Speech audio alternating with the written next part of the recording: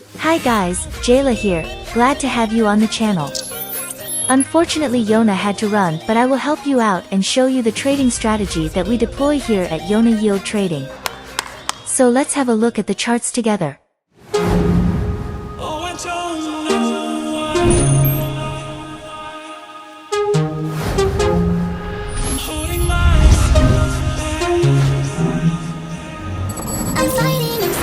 Welcome back. As you can see next to me, we are here in TradingView. The strategy that I will show you works on many trading instruments, but we will focus on Euro USD specifically in this example. Okay guys, first we will start off by checking the volatility of our pair. For this we will use the average true range indicator. Step 1. Check the average true range. Alright, we now have the ATR indicator open. The ATR will tell us the following scenarios. First scenario, our worst case.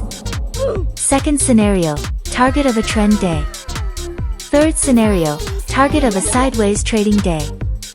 Let's begin with the first scenario, our worst case. For our worst case scenario, we want to check out the monthly average true range for the instrument that we are trading. As you can see, the monthly ATR for Euro USD is currently around 400 pips.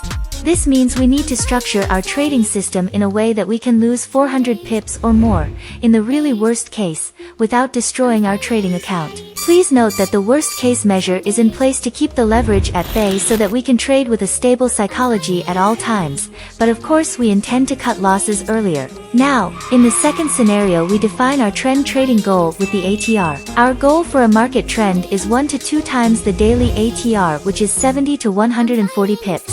Lastly, we define our sideways trading goal, which is 1 to 2 times the 1 hour ATR. This translates to 15 to 30 pips.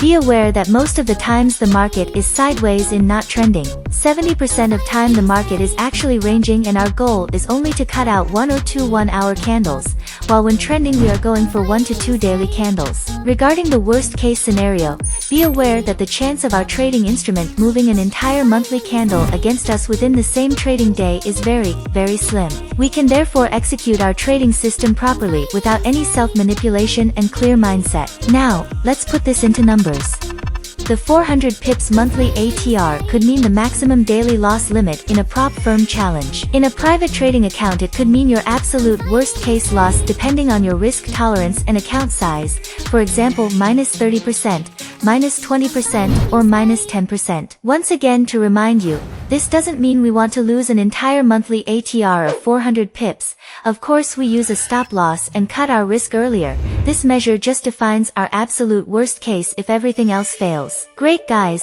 now in the next step we want to define the bigger time frame bias. Step 2. Define the bigger market bias. Alright guys, next we need to define the bigger market bias to know in which direction we want to trade.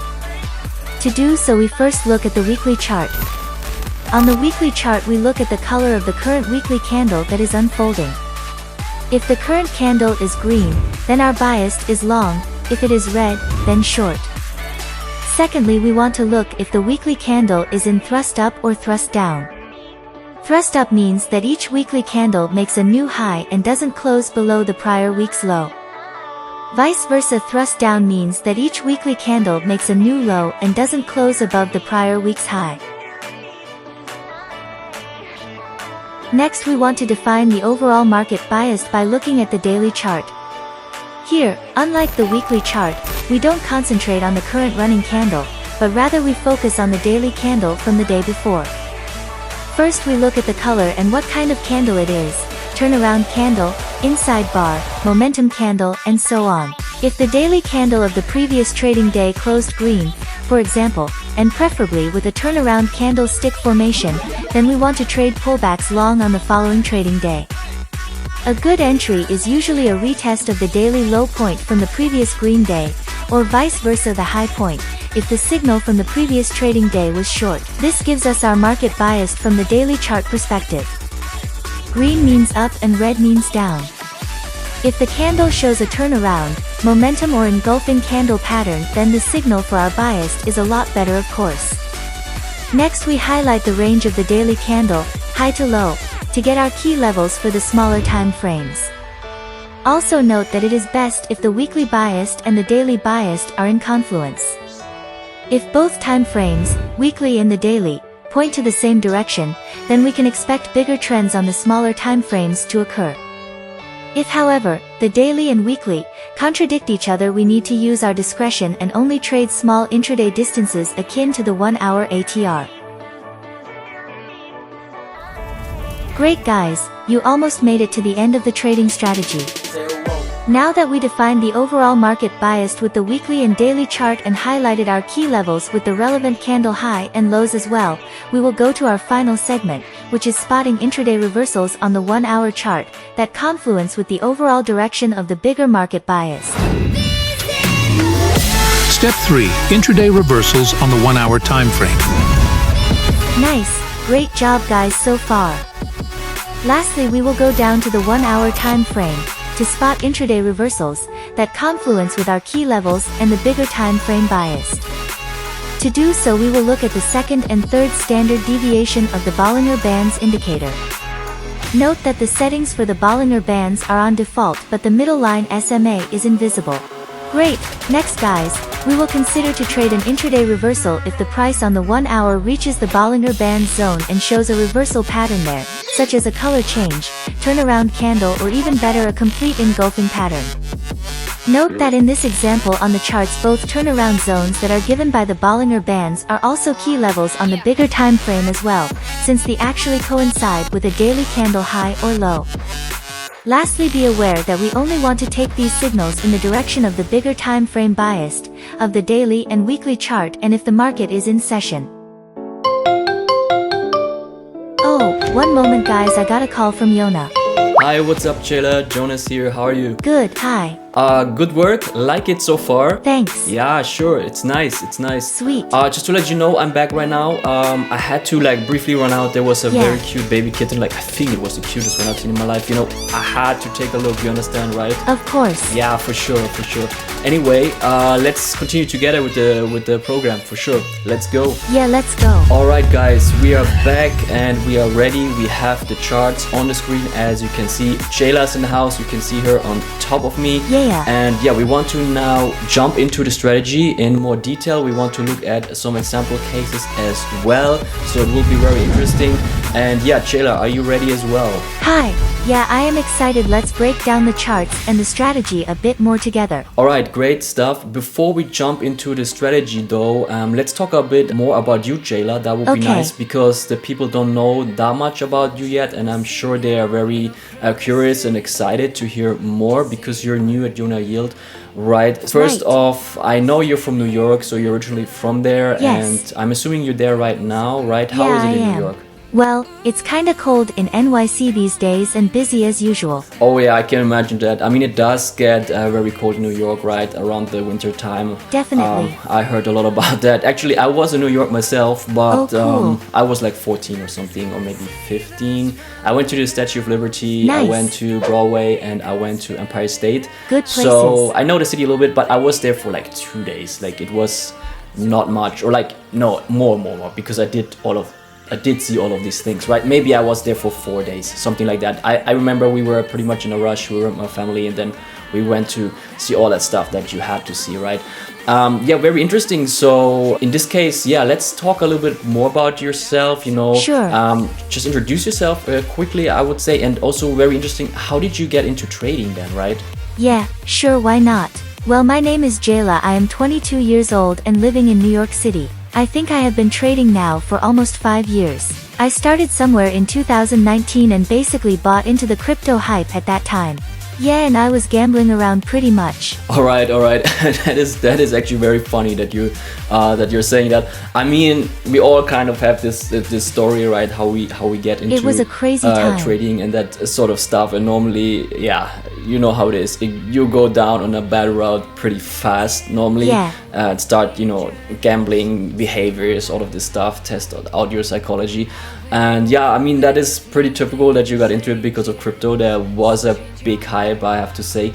Me myself, I was never that crazy about crypto, to be honest, but that's because I started earlier. I started in 2013 already, so I have 10 years of experience, and for me, I got into the game because of Tesla, basically, right? For me, it's important that, you know, we also kind of want to show a little bit the dark sides of trading. That is important as well, because I don't think trading is for everyone. So in this channel, I'm happy, of course, if it helps people, if they can become profitable. Like in the best case, they become profitable because they see the strategy and they get the lessons and stuff like that. But also, for me, it would already be an improvement if people look into trading, study about it here with the videos, and see then, okay, try it, and then see, oh, it's not for them, and then quit, you know. Yeah. Because I want to explain how dangerous it is as well, right? So that would be important for me as well, is if I can help people with their videos so that they don't lose that much money when learning it, that would be also already a win, you know.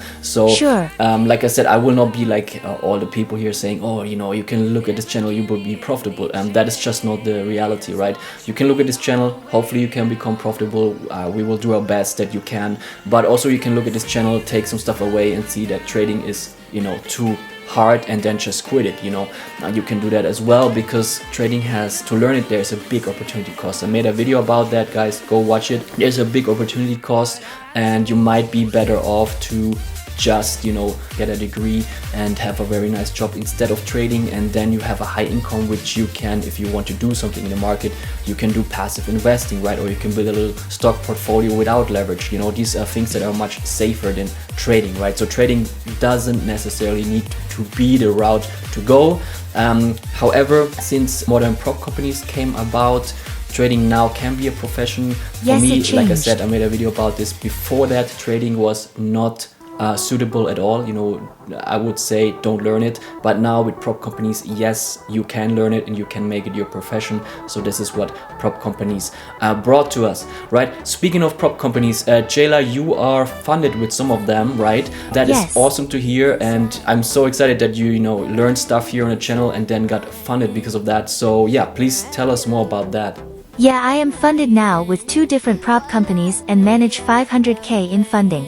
Also, I am happy to say that I never destroyed any trading account anymore, because I learned how to control the leverage. Nice, that's very good to hear. I'm glad that you learned how to control the leverage, because that too. is the key to success, right? So Yeah. very happy about that. And yeah, you know, you're here to help the people, of course. So you're the new junior trader, so you know, to give them some strategy insights, to make some nice presentations for them, to analyze the markets, do some outlooks for them. So that will be very excited. And of course, I gotta say, we need to have some Tory Trades wipe on this channel as well. Yeah, let's go. I will do my best to spice up the channel, but you know I am better than Tory Trades. All right. That is very funny. But I gotta ask. So you think you can beat Tory Trades in trading, right? So that's what you're Yeah. saying. So how come? Why do you think that? Well, I don't know. I just watch her videos and feel I can take her. All right, that's so funny. Okay. So in this case, we gotta have a battle, right? Yes. We need to have a challenge, right? You against Tori, both do a prop company challenge, and then let's go, Bring it right? on. We need to do that. I mean, the battle is on. I mean, you sound confident, right? So let's go. Yes, let's bring it on. I take her down any day. All right then, cool stuff. I mean, you sound super confident. I like Let's the go. spirit. I like the spirit, and I like challenges. I like these kind of battles, right? Especially like in the YouTube space. So we gotta do it. I hope Tori will do that, right? That would be freaking awesome. Would be funny. Anyway, I keep that in mind, right? I don't like people who just do big words and don't deliver, right? Don't worry. I remember this now, right? Okay, I remember this, and yeah, so you will not get off the hook so easily for bragging around right here. Anyway, with that being said, I think we need to come back to the program. We're getting a little bit sidetracked here, but it's a lot of fun. Bonus round unlocked. Trading examples. Alright guys, so I will take it from here, and we want to quickly summarize it. So let's go back to the monthly. Alright, so we're looking here at EURUSD, guys, and this is how we want to start. And like I said, you can do this strategy on any pair. I also trade sometimes the Nasdaq or the German index, you know, DAX. and do it the same way there. What I'm staying away of is gold. I don't like it. Gold is too volatile, it's too crazy. But yeah, with that being said, guys, so now we are here at the monthly picture. So we want to open up the ATR, and we can see now 390 pips is the monthly ATR. Like I said, this will be our worst case. Of course, we never wanted to let it go there. We use, stop losses, we cut trades out earlier, stuff like that. But if everything fails, then we know this is our worst case, and this is how we control the leverage. So our lot size is not crazy big. We have some kind of boundary in our lot size, right? And we don't come into over trading, over leveraging, all of that stuff, that messes up our psychology. Okay, so with that being said, then we want to go next. Once we have determined our lot size with the ATR, we go to weekly and daily, and we want to see what is the bigger market bias. Okay, so now let's look here in the Euro USD next. Let me see if I'm recording. Yeah, everything is good. So we go here in Euro USD next, and what can we see, guys? We can see the last week was a red week, and keep in mind, guys, there was the Christmas time, the New Year's time, the transition into the New Year, so this is not the best time to show examples, but we will do it anyway. So the last week was red, so we can see already we want to look for shorts. So I should not say last week, we want to look actually at the current week, right? On weekly, we want to look at the current week, the current color, and daily, we want to always look at the day before, right? So on weekly, let's pretend this is the current week, so it is red, okay? So we want to look for shorts. Then we go on the daily, we can see here some red candles, and now let me show you guys what I did. I started trading around Wednesday, January 3rd, around here, and then Thursday the 4th, and then Friday the 5th. This when I started trading again, out of this kind of break of the new year. I didn't trade on the 2nd because I thought it would be boring, but as you can see, actually the 2nd was a momentum candle here, a trend candle, but I was not trading at that time. Okay, so now, guys, let me show you an example here, because what we want to do next is good. We know already from the weekly that it is red, right? So we know that. So we are looking basically for shorts. Now, let me show you guys what I did on Thursday, because this is a very nice signal I traded. So basically, let's say I started trading here.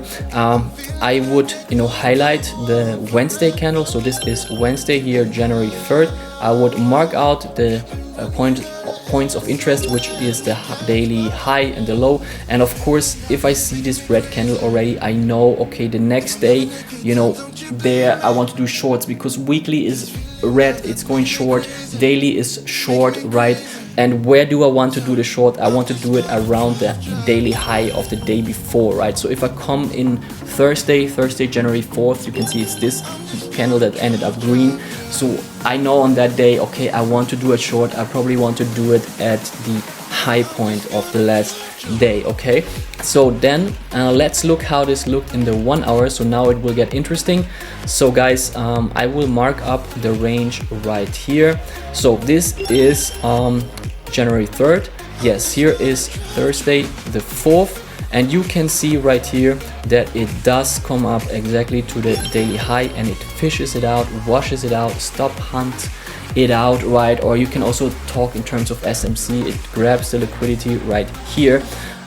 For me, guys, SMC is not the most important thing for me. It's a nice strategy. It's a nice way to describe the market. I do look at it as well and incorporate it into my strategy, but it's not the highest priority, right? I look if there is some stuff in SMC as well, and if that confluence, then great, right? Here it is. You can see, for me, this is a typical swipe, a liquidity grab, behind these highs, and it makes sense to short here because we are in a short bias, right, in this market.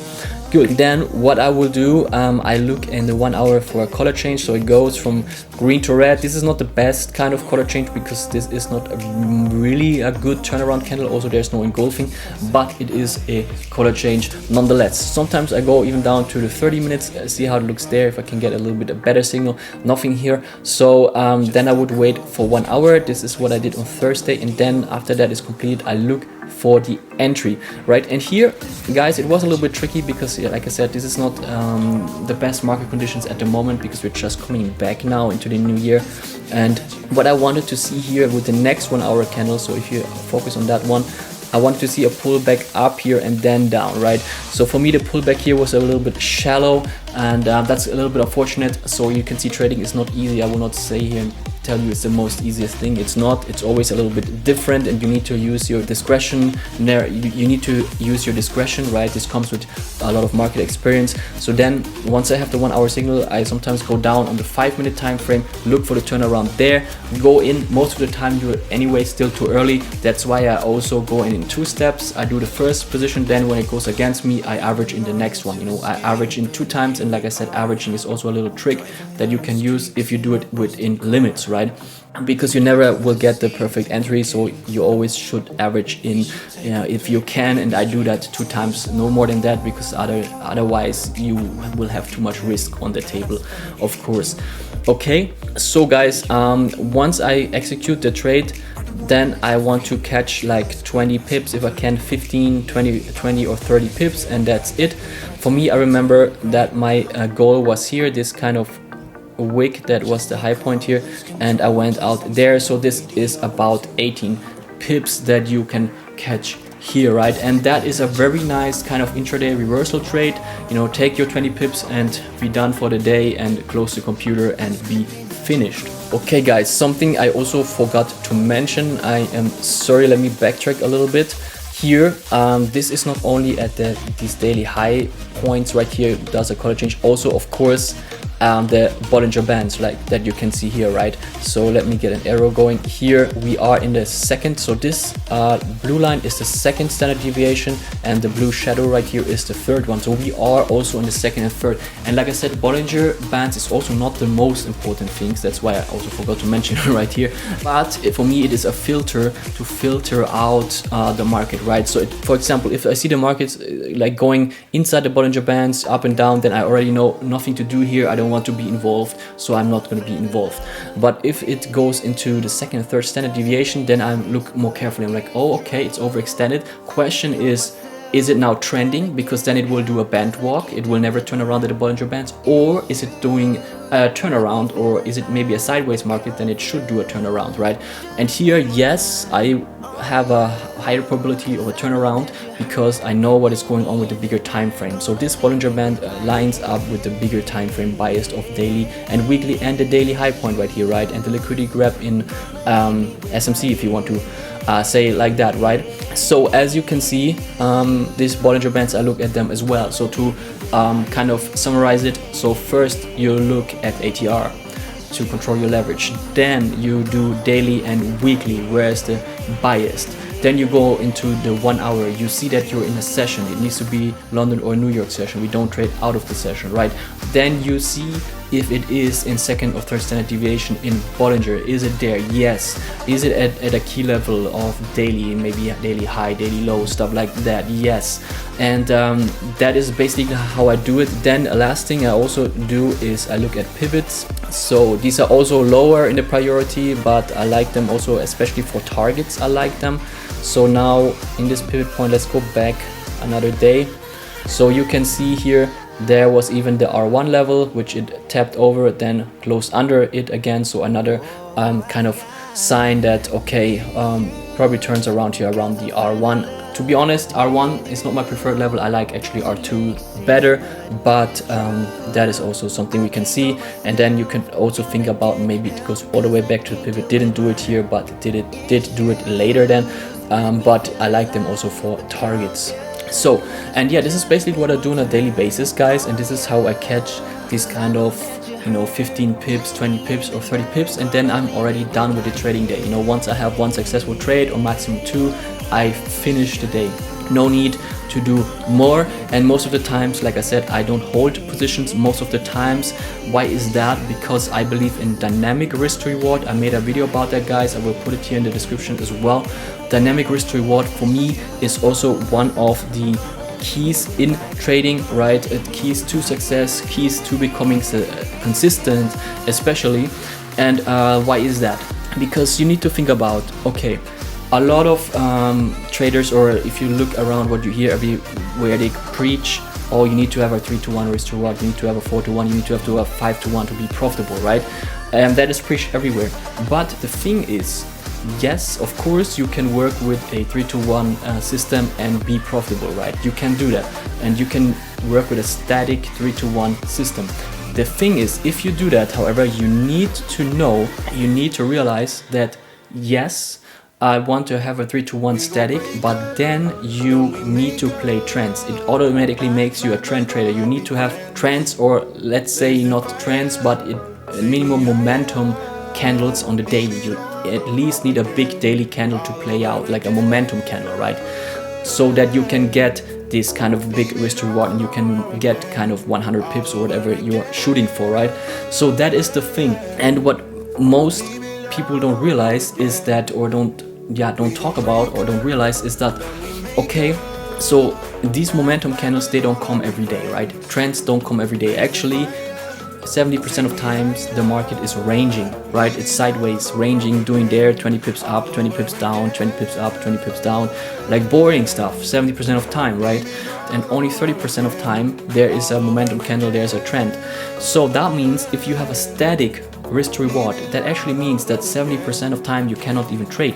That means you maybe out of the week you can only trade on one day, right? And sometimes maybe you need to leave out a complete entire week if this is a small weekly range, right? So that is the problem, right? You cannot, if you work with a 3-to-1 risk to reward, 4-to-1, 5-to-1, you cannot just come to the market every day and expect to shoot these big risk to rewards. You can't. Why is that? Because the thing is, it is like in soccer, if you stand at the midfield line and you shoot at the goal from the midfield line always, right? What will happen? You will miss a lot of shots before one of them goes in, right? And if you come every day, force this 3-to-1 risk to reward on the market, what will happen? You will have a lot of losing trades, and then when you finally get the winner, hopefully you even get it, maybe you missed the trend, but when you finally get the winner, you come only back at break even, right? So that is the problem with the static risk to reward that is high. You will just constantly be in a losing period, a drawdown, feel like you're losing always, and then you're forced to have that one big trade. And a lot of people unfortunately even increase the leverage in that time, which they should not do because they get nervous. So the thing is, if you want to be a good risk to reward, if you want to be a good trader with a high risk to reward and a high win rate, what you actually need to do then, if you have this static risk to reward, is you really need to leave out a lot of trading days. That is the key to success there. You need to leave out a lot of trading days, only come on the high probability momentum days when there's a high probability of a trend, and only execute there, right? So, and how you can catch high probability trends and momentum days, I will show you that soon. We will talk about it later here, but the thing is, that is the secret, right? So for me, however, I do want to trade every day, right? I want to have consistent small gains every day, and this means I need to play a dynamic risk to reward, right? Because I know 70% of time the market is not trending, and like I said, guys, I made a video about that called the 2 Holy Grails. Go watch it.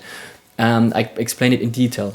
So because I know 70% of time it's not trending, that means, okay, 70% of times I don't take a good risk to reward. I take a bad risk to reward, maybe 1-to-1, or maybe even a little bit lower, even maybe a risk to reward that is 0.6 or something like that, 0.7, right?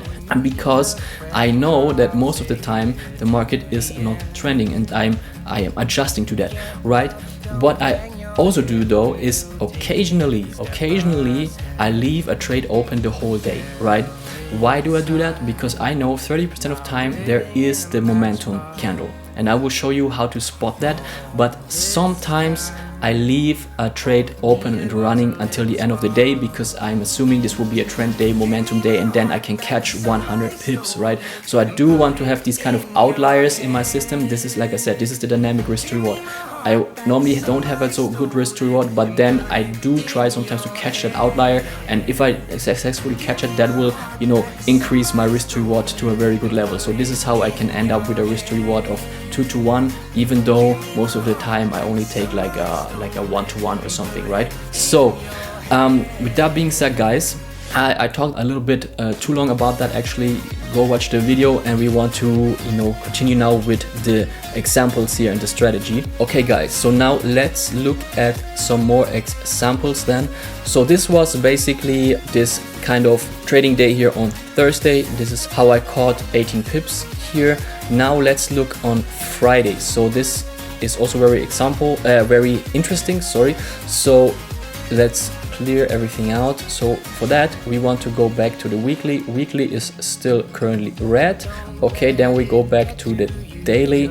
So we're preparing now for Friday, right? This is this candle here on the 5th. And what will we do, guys? Of course, we just first get our range done here in the overview. So we go back on Thursday. So Thursday was a green candle, as we can see, with a body that is engulfing slightly. This is not a full candle engulfing, this is a body engulfing of the body only.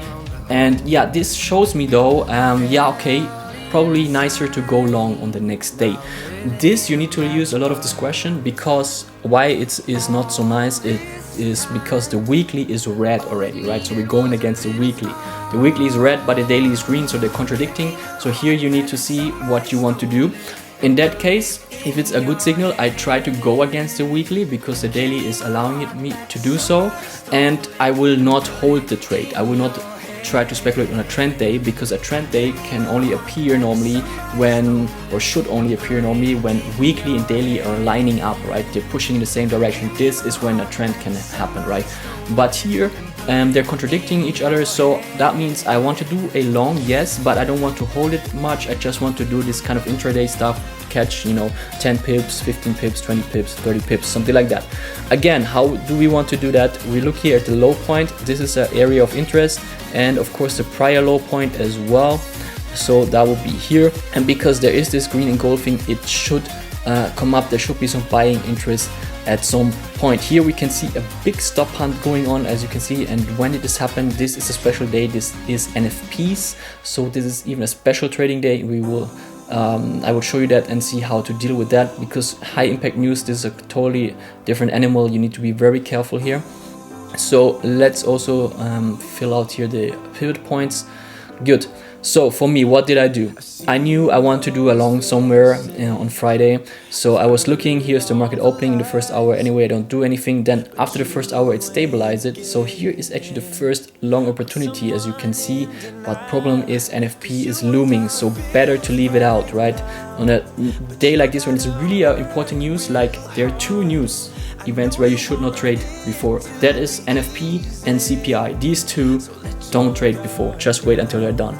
Okay, so because these kind of news events can screw up your account, right?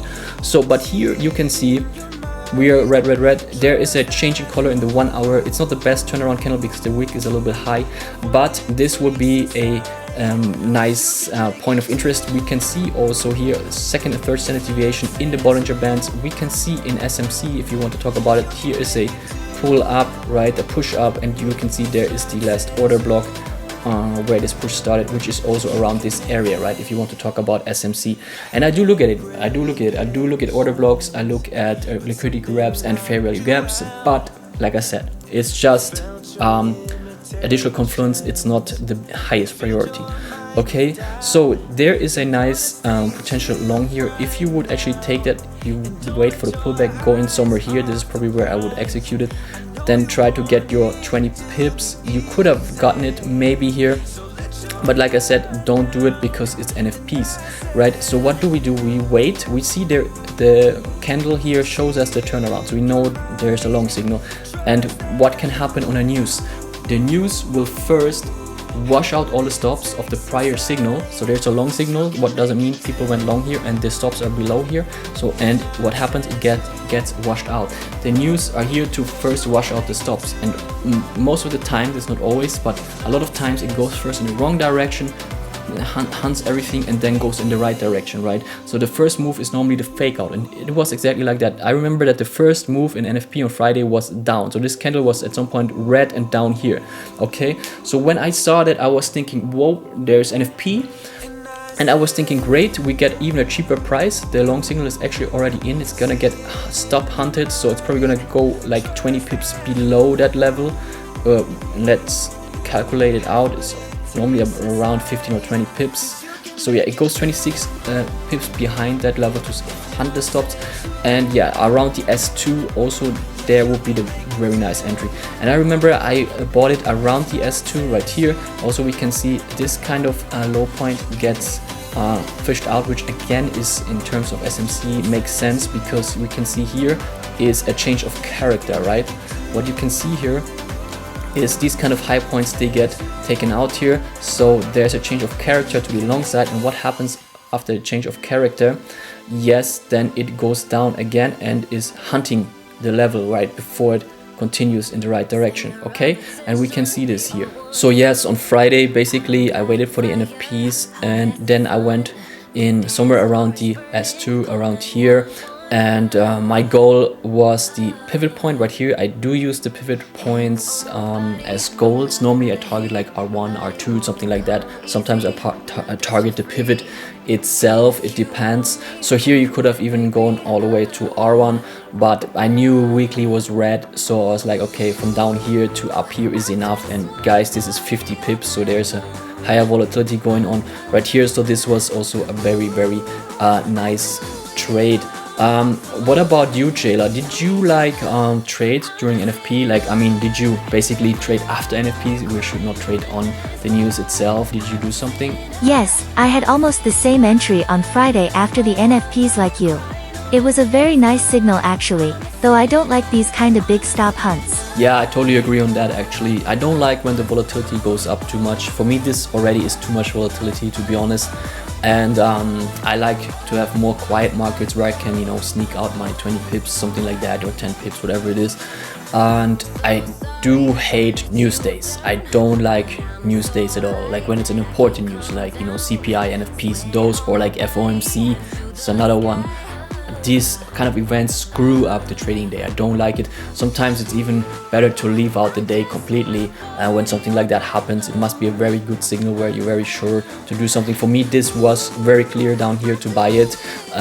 But yeah, if some danger happens on my account, bigger danger, it's almost always because of some stupid news, right? So that's why I hate news days. Trading would be much nicer without any kind of big impact news days, right? So guys, watch on the news calendar, right? Always watch out.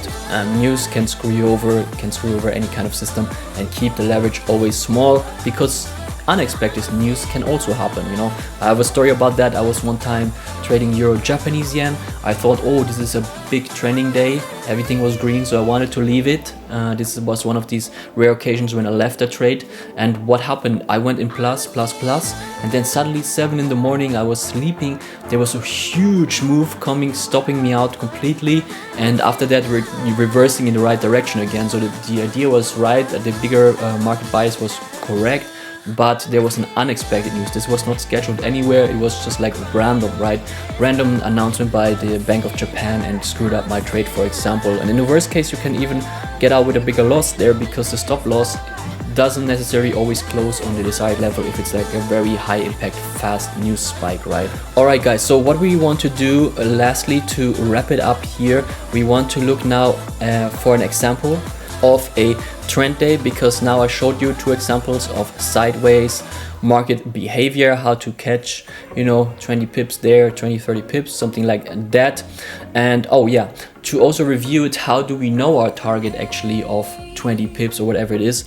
Unfortunately I didn't include that before. We go on the ATR on the 1 hour, but you know, Jayla also explained that to you, right?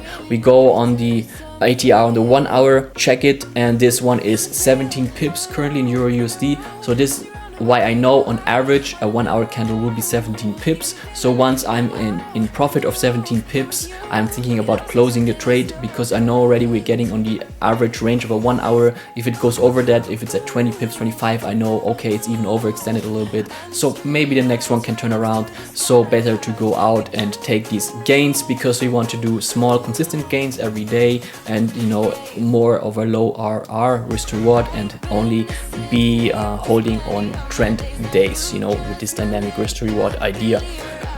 But this is also how you get the targets, right? Here with your average true range in the 1 hour. Of course, I look at the pivots for targets, I look at technical levels, and then I check, is it around 20 pips? Yes. Is the ATR around 17 pips? Yes. Okay, that makes sense to have this kind of target. All right, guys, now let's wrap it up. Let's find a trend day. So we do have one here, of course. This one is the 2nd of January, which is not the best, to be honest, because this was, yeah, the new year started. I don't think there was a lot of liquidity here. It probably went down under low liquidity, and that caused maybe a big move. I'm not sure.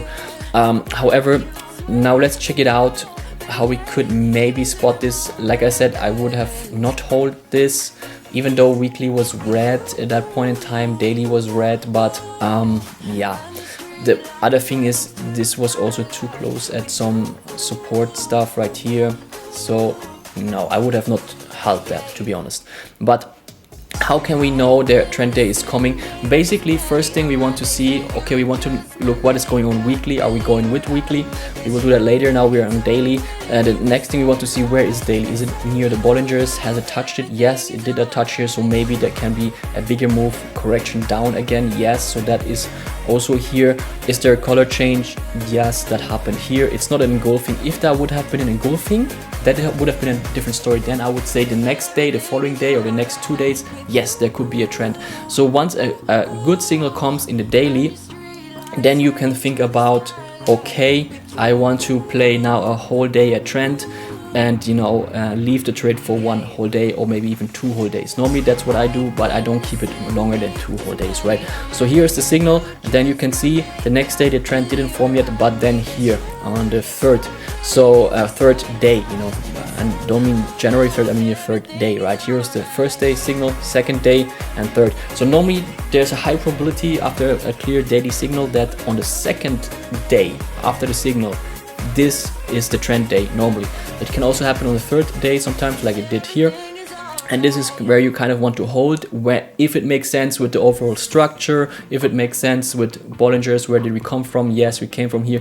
If it makes sense with the weekly. But like I said, guys, this is not easy to do at all, and I'm not gonna sit here and pretend it's easy, right? You can go listen to many people on YouTube. They say, oh, it's very easy. You can catch a very big trend here, 100 pips, whatever, with a small risk to, you know, with a small risk, like, and have this big risk to reward. And I tell you, no, this is not easy at all. I'm not gonna pretend it's easy. So now let's see. However, we have here the turnaround, then this kind of momentum starts here. So how can we know our target? We go to the signal candle, which is here. For me, this is not the best signal. Like I said, it didn't engulf. If it engulfed, it would have been much better. Then we do the Fibonacci's. I will make a separate videos on this, how to use Fibonacci's, so don't worry. Here it's now too long for this video, so we will not do it. And then here 200, 223, and then maximum 300, right, is a lot of times the final target, and this even went, you can see, to the 300 from the signal, right? So this worked out kind of beautifully, but like I said, I would have not traded it, you know, and I also didn't trade it. So this is what we can see here. Another thing, problem here is that there was no sort of pullback, right? So for example, let's say on the 3rd day, let's say it would have made a pullback again to this daily high, you know, kind of this example we have seen before. So it would have come back here on the 3rd day and then do this trend. This would have been much better, but it didn't do that. So there was no clear entry point either, and you can see this in the 1 hour, right? So imagine, guys, so if on the, what kind of day was this moment? I need to go back. Oh yes, it's January the 2nd, right? So okay, so January the 2nd is somewhere here, right? So this is January the 2nd. So this is the action before. This is the last daily high point that where it didn't come, and it didn't come there because we don't have a good market, you know, like we just came out of the new year, there's not much going on. But imagine this would have come here on the 2nd up here again, and take out, if you want to speak of SMC again, take out these liquidities, maybe even fill this kind of fair value gap here that is open, right? So this would have been the nice stuff, where then I could say, yes, very good signal, and yes, I maybe want to hold it because it could be a trend day where it's doing a bigger move, right? So, and you can see also the market structure. This, I saw it a lot of times when I looked at the USD. I saw there is a area down here which should be washed out eventually. So I had this as a target a lot of times. If it should turn around, then come here. So this is something where if weekly lines up with daily, which it did here, then you can leave it. But as you can see, there was no clear pullback, and I would have expected here on a normal market conditions, normal market circumstances, to come back here in this kind of support resistance fair value gap. You can see there's a clear gap open here, or it is an order block, whatever you want to call it. But for me, here is the clear level, right? And it would make sense to, you know, wash out the high point of the day before. That would be here. The day before was red. Perfect. Bollinger, second, third standard deviation, perfect. So this would have been for me the best entry, but because of that it didn't come, you know, I could not trade it. So I could not speculate on a trend here. But let's find another example where we can maybe find a trend. And like I said, this is only 30% of times. Normally we don't go for trends, you know. Don't watch this and think about, oh, it looks so easy, I will go for a trend now every day. No, you can't. And I will show you one that was very nice, which I also saw here, but I couldn't bank on it because this is again is Friday 22nd or something, or what is it, Thursday 21st. So you don't open a position there and hold it. It's Christmas time. It doesn't make any sense. But let's pretend it was not Christmas time. This is a very nice candle right here. This is a momentum candle up, a green one here. You can see it on the daily, right? There is definitely a lot of room into the Bollingers still, so it can still come up here in the second, third standard deviation, then turn around. And if you look at this is 21st of December, right? So if you look at this, we were currently in a weekly up move in that time, which also just made a brand new engulfing signal right here, has room. So with that being said, weekly, daily aligning, these are the kind of moments when I want to think about a trend. Only trend days, only do them when weekly, daily are aligning. It makes sense, clear targets ahead, stuff like that. Then you can say, okay, I want to leave it now for a whole day or maybe 2 days, right? Because there could be this move that goes 100 pips, right? But daily and weekly must be aligning. If they don't align, if they're contradicting each other, don't leave it. You know, don't leave it. Just do the normal stuff, 20 pips per day or 15 pips per day, whatever it is, and go out quickly, right? The low risk reward stuff. Okay, but here you can see a momentum candle, this one, right? This one. Momentum candle clearly with the weekly bias, with the weekly trend. And I like this candle. Why? Because it broke over some kind of you know, support resistance stuff, you can say like that, right? Some kind of resistance. It's not like the cleanest breakout, but for me it is showing, okay, it opened, it closed a bit higher, and yes. So then what would we do the next day? We would expect a pullback right here and then this up move, right? And how do we get our targets? Again, we measure the momentum candle, which is here, measure it up. Okay, 200, 223 reached, could even go to 300 if it wants to, but this is the first target area, 200, 223 reached, and perfect. Why is that the target area? Because basically we mirroring up this momentum candle, right? 200 just means we mirroring up this candle and put it on top, stack it up, right? So very nice here. And now we want to look in the 1 hour, how could we execute this? So basically, one moment, I need to go back to remember what day this was. Sorry guys, 21st, okay? So we would not do that because we don't hold a trade over a weekend like that. But let's say it was not on the 21st, let's say it happened like in November or something, right? So here, this is, let's mark it up, the 21st, yeah, 21st is all of that, right? This is the momentum candle going on here, okay?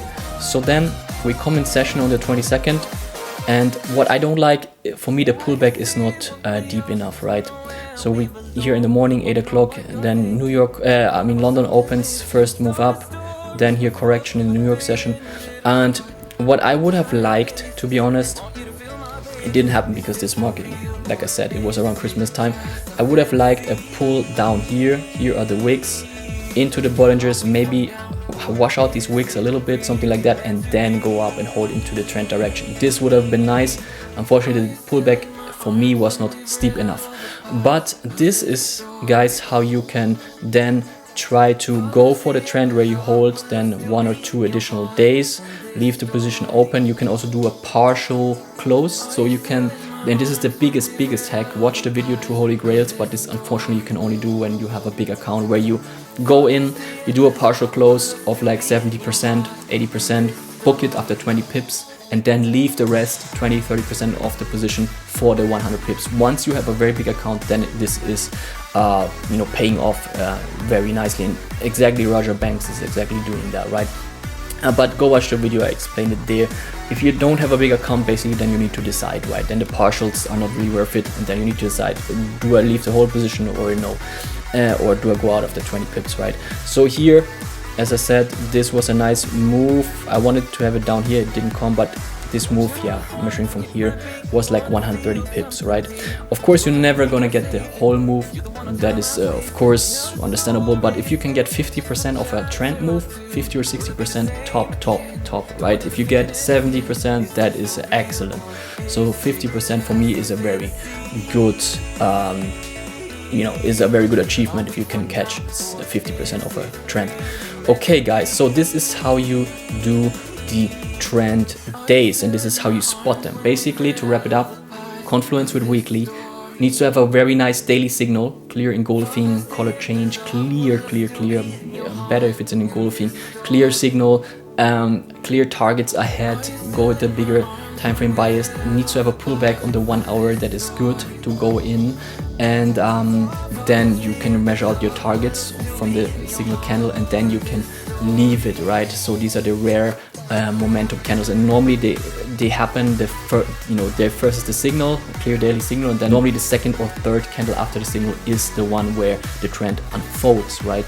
Like as you can see here on the second, this was the third candle where it unfolds. Okay, so basically, guys, we're gonna wrap it up here. We went over everything, so in a lot of detail. Of course, there's more to it as well, but we covered a lot. We cannot make a video that is 5 hours, and yeah, I hope this will improve your trading massively. Hope you could take stuff away, and I catch you in the next one, guys. Thank you for watching, guys. It was a lot of fun. Here are some other video recommendations for you. Catch you in the next one. Bye.